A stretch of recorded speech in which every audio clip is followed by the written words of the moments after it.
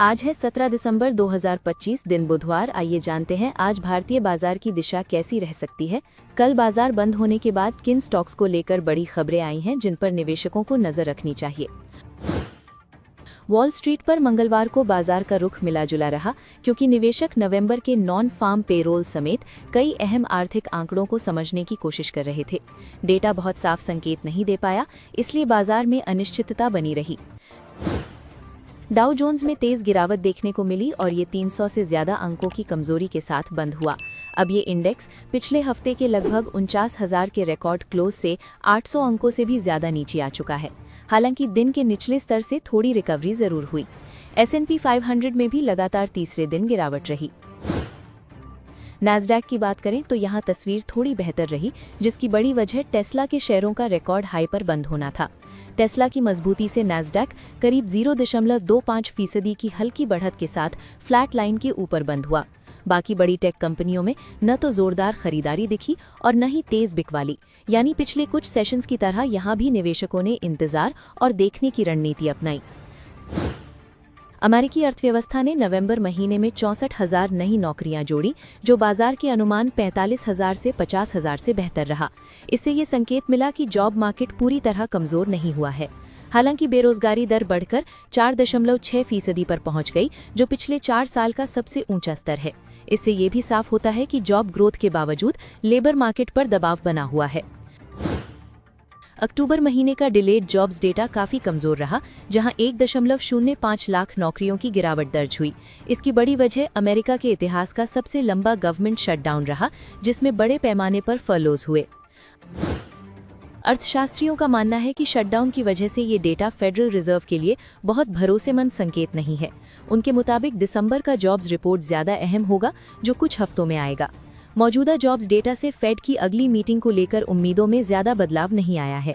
CME fade watch के मुताबिक जनवरी 28 की बैठक में ब्याज दरों में कोई बदलाव न होने की संभावना करीब 75% बनी हुई है। US रिटेल सेल्स ऑटोमोबाइल्स को छोड़कर महीने दर महीने आधार पर उम्मीद से बेहतर रही। इससे ये संकेत मिला कि उपभोक्ता खर्च अभी पूरी तरह कमजोर नहीं पड़ा है। एवरकोर के कृष्णा गुहा का कहना है कि वे इस डेटा को आधा खाली नहीं बल्कि आधा भरा गिलास मानते हैं। उनके मुताबिक ये रिपोर्ट इतनी कमजोर नहीं है कि फेड को जल्द दरों में कटौती करने पर मजबूर करे। कच्चे तेल की कीमतों में बड़ी गिरावट देखने को मिली और US क्रूड ऑयल पहली बार फरवरी 2021 के बाद $55 प्रति बैरल से नीचे आ गया। सप्लाई की चिंता और रूस यूक्रेन युद्ध के समाधान की उम्मीद ने कीमतों पर दबाव बनाया। अब निवेशकों की नजर गुरुवार को आने वाले रिटेल इन्फ्लेशन के आंकड़ों पर रहेगी, जो साप्ताहिक जॉबलेस क्लेम्स के साथ जारी होंगे और बाजार की दिशा तय करने में अहम भूमिका निभा सकते हैं। US मार्केट में लिस्टेड इंडियन स्टॉक्स में इन्फोसिस ADR में हल्की गिरावट देखने को मिली, जबकि ICICI बैंक ADR और HDFC बैंक ADR में 1.5 से 2% के आसपास कमजोरी रही। विप्रो ADR भी दबाव में रहा और मामूली गिरावट के साथ बंद हुआ, जिससे IT सेक्टर में फिलहाल कोई बड़ी मजबूती नहीं दिखी। मेक माई ट्रिप ADR में अच्छी तेजी देखने को मिली और ये करीब 1.5% की बढ़त के साथ बंद हुआ, जबकि यात्रा ऑनलाइन ADR में तेज बिकवाली देखने को मिली और इसमें लगभग 8% की गिरावट आई। डॉक्टर रेड्डीज लैब्स ADR में कमजोरी रही और ये करीब 1.3% नीचे बंद हुआ। रिलायंस इंडस्ट्रीज से जुड़ा GDR भी दबाव में रहा और करीब 1.3% की गिरावट के साथ ट्रेड करता नजर आया। निफ्टी 50 आज 26,000 के ऊपर टिक नहीं पाया और करीब 0.6% गिरकर बंद हुआ, जिससे साफ है कि मार्केट में फिलहाल मजबूती की कमी है। इंडेक्स 26,000 के नीचे फिसल गया और अब 25,750 के आसपास इसका सपोर्ट देखा जा रहा है। जब तक निफ्टी 26,100 के ऊपर मजबूत क्लोजिंग नहीं देता, तब तक मार्केट में यही कंसोलिडेशन चलता रहेगा। अगर निफ्टी 26,100 के ऊपर चला गया तो अगले टारगेट 26,200 से 26,300 के बीच देखे जा सकते हैं, लेकिन फिलहाल ट्रेंड कमजोर दिख रहा है। दैनिक चार्ट पर निफ्टी ने एक बेयरिश कैंडल बनाई है, यानी मार्केट में बेच वालों का दबाव ज्यादा है। RSI 47 के नीचे फिसल चुका है और MACD भी नेगेटिव मोड में है, जिससे शॉर्ट टर्म ट्रेंड कमजोर दिखता है। बैंक निफ्टी ने भी इसी तरह 0.7% की गिरावट दिखाई और 59,000 के नीचे बंद हुआ। ये भी शॉर्ट टर्म मूविंग एवरेज से नीचे है, जो बताता है कि बैंकिंग शेयरों में कमजोरी बनी हुई है। बैंक निफ्टी के लिए फिलहाल 58,900 से 58,700 का जोन सपोर्ट की तरह काम कर रहा है, जबकि ऊपर की तरफ 59,300 से 59,500 पर रुकावट दिख सकती है। ऑप्शन डेटा के आधार पर देखें तो निफ्टी में 26,000 का कॉल सबसे ज्यादा एक्टिव है, जिससे यही लेवल शॉर्ट टर्म रेजिस्टेंस बना हुआ है। उसके नीचे 25,900 और 25,750 के लेवल्स सपोर्ट जोन में हैं। बैंक निफ्टी के ऑप्शन डेटा में भी 59,500 और 60,000 के लेवल पर सबसे ज्यादा कॉल पोजीशन बनी हुई है, यानी ऊपर की तरफ यही मुख्य रुकावट है। वहीं पुट साइड पर 59,000 और 58,500 के लेवल्स बैंकिंग इंडेक्स के लिए तत्काल सपोर्ट की तरह काम कर सकते हैं। निफ्टी का पुट कॉल रेशियो 0.9 तक गिर गया है, जो बताता है कि मार्केट में हल्की बेयरिश सेंटिमेंट बना हुआ है और ट्रेडर्स फिलहाल सावधानी बरत रहे हैं। इंडिया विक्स यानी मार्केट का फेयर इंडेक्स 10 के पास आ गया है, जो पिछले कुछ महीनों का सबसे निचला स्तर है। कम विक्स बताता है कि वॉलेटिलिटी फिलहाल कम है, लेकिन ऐसे माहौल में अचानक कोई भी तेज मूव देखने को मिल सकता है। डेटा के हिसाब से देखें तो FII और DII दोनों ने आज इंडेक्स फ्यूचर्स और स्टॉक फ्यूचर्स में बिकवाली की है, जबकि इंडेक्स ऑप्शंस में हल्की खरीदारी देखने को मिली। ये भी दिखाता है कि मार्केट अभी कंसोलिडेशन के फेज में है। क्रूड ऑयल की कीमतों में करीब 2.5% की गिरावट आई है, जो भारत जैसे आयातक देश के लिए राहत की खबर है। इससे महंगाई पर दबाव कम हो सकता है। गिफ्ट निफ्टी करीब 25,923 के आसपास ट्रेड कर रहा था, जो निफ्टी की क्लोजिंग से थोड़ा ऊपर है। इससे संकेत मिलता है कि ओपनिंग फ्लैट से हल्की पॉजिटिव हो सकती है, लेकिन वॉलेटिलिटी बनी रहेगी।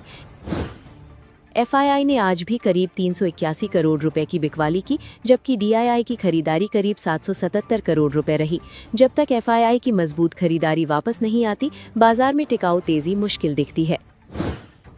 अब बात करते हैं उन स्टॉक्स की जिन पर कल बाजार बंद होने के बाद बड़ी अपडेट्स निकल कर आई थी, जिनका असर आज शेयर बाजार में इनके स्टॉक्स पर देखने को मिल सकता है। इसलिए निवेशकों को इन सभी स्टॉक्स पर नजर बनाए रखनी चाहिए। ओला इलेक्ट्रिक ने साफ किया है कि कंपनी के फाउंडर ने करीब 260 करोड़ रुपए के प्रमोटर लेवल कर्ज चुकाने के लिए अपनी छोटी हिस्सेदारी बेची है। कर्ज चुकते ही 3.93% गिरवी रखे गए शेयर रिलीज हो जाएंगे और इसके बाद भी प्रमोटर ग्रुप की हिस्सेदारी करीब 34% बनी रहेगी। इससे पहले भवेश अग्रवाल ने 2.6 करोड़ शेयर बल्क डील में 34.99 रुपए के भाव पर बेचे थे। कुल मिलाकर ये खबर शॉर्ट टर्म में शेयर पर दबाव बनाए रख सकती है। मार्केट एक्सपर्ट अरुण ने ओला इलेक्ट्रिक पर राय देते हुए कहा है कि प्रमोटर हिस्सेदारी बिक्री की खबर के बाद स्टॉक दबाव में है और फिलहाल राहत के संकेत नहीं दिख रहे। उनके मुताबिक आगे बिकवाली बढ़ सकती है और निवेशकों को फिलहाल इस स्टॉक से बाहर रहने की सलाह है। दूसरे स्टॉक के तौर पर अरुण ने टाटा कंज्यूमर प्रोडक्ट्स को चुना है। उन्होंने 1165 से 1170 के बीच खरीद, 1152 का स्टॉप लॉस और 1197 का टारगेट दिया है। ये कॉल शॉर्ट टर्म ट्रेडर्स का ध्यान स्टॉक की तरफ खींच सकती है। इंडियन ओवरसीज बैंक में सरकार ऑफर फॉर सेल के जरिए 38.5 करोड़ शेयर यानी 2% इक्विटी बेचने जा रही है। OFS का फ्लोर प्राइस 34 रुपये प्रति शेयर रखा गया है, जो मौजूदा भाव के आसपास है। इस तरह की सरकारी हिस्सेदारी बिक्री से सप्लाई बढ़ती है, जिससे स्टॉक में हल्की कमजोरी देखने को मिल सकती है। एक्सो नोबेल में बड़ी डील की तैयारी की खबर है, जहां इंपीरियल केमिकल इंडस्ट्रीज करीब 9% हिस्सेदारी ब्लॉक डील के जरिए बेच सकती है। इस डील का साइज करीब 1,290 करोड़ रुपए बताया जा रहा है और फ्लोर प्राइस 3,150 रुपए है, जो CMP से लगभग 13% डिस्काउंट पर है। इतना बड़ा डिस्काउंट शॉर्ट टर्म में स्टॉक पर नेगेटिव असर डाल सकता है। आलूवालिया कॉन्ट्रैक्ट्स को Bihar state tourism development corporation से 888 करोड़ रुपए का बड़ा ऑर्डर मिला है। ये ऑर्डर कंपनी की मजबूत ऑर्डर बुक और आने वाले समय की कमाई को सपोर्ट करता है। इस खबर से शेयर में पॉजिटिव मूवमेंट की संभावना बनती है। सारेगामा ने भंसारी प्रोडक्शंस के अधिग्रहण को मंजूरी दे दी है। इसके तहत 325 करोड़ रुपए में 9,960 CCPS खरीदे जाएंगे और 2030 तक 51% हिस्सेदारी लेने की योजना है। कंटेंट बिजनेस को मजबूत करने वाली ये डील लॉन्ग टर्म में स्टॉक के लिए पॉजिटिव मानी जा सकती है। HCL टेक ने NSE एकेडमी के साथ मिलकर नेक्स्ट जेन वर्कफोर्स तैयार करने के लिए साझेदारी की है। इसका मकसद डिजिटल स्किल्स को बढ़ावा देना और इंडस्ट्री रेडी टैलेंट तैयार करना है। ये खबर कंपनी की स्ट्रेटेजिक सोच दिखाती है और सेंटिमेंट को हल्का सपोर्ट दे सकती है। एनबीसीसी को आईआईटी मंडी और कंडला एसईजेड से कुल 345 करोड़ रुपए के ऑर्डर मिले हैं। ये सरकारी और इंस्टीट्यूशनल प्रोजेक्ट्स में कंपनी की मजबूत पकड़ दिखाता है। इस तरह के ऑर्डर स्टॉक में पॉजिटिव धारणा बना सकते हैं। केन्स टेक ने भारत के सेमीकंडक्टर इकोसिस्टम को मजबूत करने के लिए मित्सुई एंड कंपनी और एओआई इलेक्ट्रॉनिक्स के साथ स्ट्रेटेजिक पार्टनरशिप की है। ये कदम कंपनी को हाईटेक मैन्युफैक्चरिंग से जोड़ता है। ऐसी खबरें आमतौर पर शेयर के लिए पॉजिटिव ट्रिगर बनती हैं। ग्लेनमार्क फाबा की इकाई ने जियांगसू हैंसो फार्मास्यूटिकल के साथ एक्सक्लूसिव सहयोग किया है। इस डील में $1 बिलियन तक का संभावित भुगतान शामिल है, जो माइलस्टोन और रॉयल्टी से जुड़ा होगा। ये खबर लॉन्ग टर्म वैल्यू को सपोर्ट करती है और स्टॉक के लिए पॉजिटिव मानी जा सकती है। सीक्वेंट साइंटिफिक के बोर्ड ने रामाकांत सिंगानी को 1 जनवरी से सीएफओ और राजाराम नारायणन को 16 दिसंबर से होल टाइम डायरेक्टर नियुक्त करने को मंजूरी दी है। ये मैनेजमेंट स्ट्रेंथ बढ़ाने का कदम है। आमतौर पर ऐसी खबरों का बाजार पर न्यूट्रल से हल्का पॉजिटिव असर रहता है। काजरिया सिरामिक्स ने अशोक काजरिया को फिर से कंपनी का चेयरमैन नियुक्त किया है। इससे लीडरशिप में स्थिरता का संकेत मिलता है। ये खबर सेंटिमेंट के लिहाज से न्यूट्रल से हल्की पॉजिटिव मानी जा सकती है। अरुण ने सुप्रीम इंडस्ट्रीज में ट्रेड की सलाह दी है। स्टॉक 3400 के ऊपर बंद हुआ है और 3400 के आसपास खरीद की सलाह दी गई है, जिसमें 3348 का स्टॉप लॉस और 3512 का टारगेट बताया गया है। इस तरह की कॉल से स्टॉक में एक्टिविटी बढ़ सकती है। एसबीएफसी फाइनेंस में बड़ा संस्थागत सौदा देखने को मिला है, जहां टाटा एआईए लाइफ इंश्योरेंस और तमेसक की इकाई अरांडा इन्वेस्टमेंट ने मिलकर 1.53 करोड़ शेयर खरीदे हैं। ये 1.4% हिस्सेदारी 105.14 रुपए के औसत भाव पर करीब 161 करोड़ रुपए में ली गई है। बड़े निवेशकों की खरीद से स्टॉक में पॉजिटिव सेंटिमेंट बन सकता है। टर्नओवर के लिहाज से HDFC bank, Vedanta, Reliance industries, ICICI bank, axis bank और बीएसई जैसे शेयर सबसे ज्यादा एक्टिव रहे। हाई वैल्यू ट्रेडिंग ये दिखाती है कि इन स्टॉक्स में निवेशकों की दिलचस्पी बनी हुई है। इससे इन शेयरों में वॉलेटिलिटी और ट्रेंड मूव देखने को मिल सकता है। वॉल्यूम के मामले में वोडाफोन आइडिया, टाटा टेलीसर्विसेज, ओला इलेक्ट्रिक मोबिलिटी, येस बैंक और वेदांता सबसे ज्यादा ट्रेड हुए। ज्यादा वॉल्यूम का मतलब है कि इन शेयरों में तेज हलचल रही। शॉर्ट टर्म ट्रेडर्स के लिए ये मौके और रिस्क दोनों लेकर आता है। Kirloskar Oil, Tata Teleservices, Reliance Infrastructure, Triveni Engineering, Leela Palace Hotels, FACT और एलटी फूड्स में खरीदारी का रुझान दिखा। ये बताता है कि कुछ सेक्टर्स में चुनिंदा शेयरों पर पैसा आ रहा है। इससे इन स्टॉक्स में हल्की तेजी बन सकती है।